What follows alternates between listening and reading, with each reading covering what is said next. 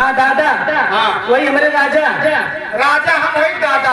दादा दादा। हाँ। अरे पतुली बता रही है, सुन सुन यहाँ सुन। अरे पतुली बता रही है।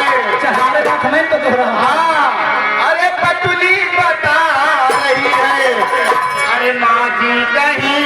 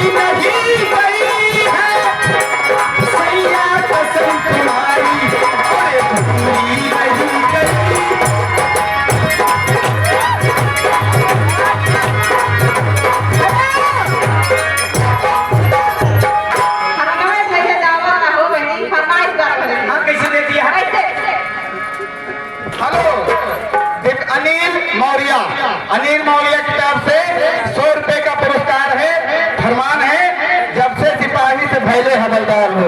अच्छा ठीक है, सबकी फरमाइश पारी पारी हो जाएगी, शिकायत का मौका किसी को नहीं मिलेगा, लेकिन पहले कहना है और झुक झुक जिए सो ललना,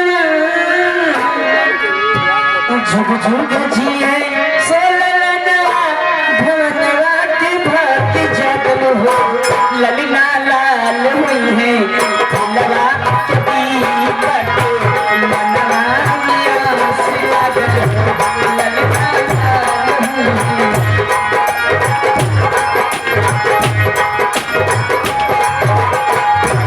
hello hello hello Divyansh Maurya. अच्छा जिस बच्चे का बर्थडे है उसके तरफ से कृष्ण रुपए का आविष्कार है, लेकिन हे छोटकी तू के हुआ तू राहुल का मौसी। ओ राहुल यहाँ